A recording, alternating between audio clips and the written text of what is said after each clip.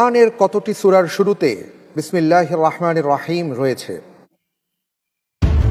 ক ১১২টি, খ ১১৩টি, গ ১১৪টি, ঘ ১টি।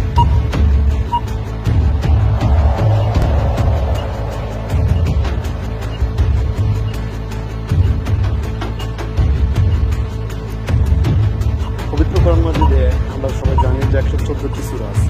জি।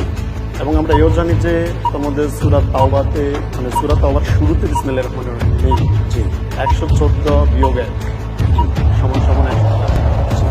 তো সেক্ষেত্রে পবিত্র কোরআনের ১১৩টি সময় নেই, লক করে দিতে হবে। খ উত্তর খ। উত্তর খ লক করে দেওয়া হোক। খ।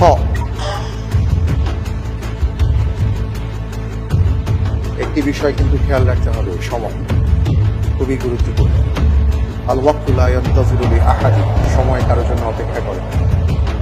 আমি দেখতে পাচ্ছি আপনি যে উত্তরটি দিয়েছেন খ ১১৩টি সূরার শুরুতে বিসমিল্লাহির রহমানির রহিম রয়েছে, উত্তরটি সঠিক হয়েছে। আলহামদুলিল্লাহ।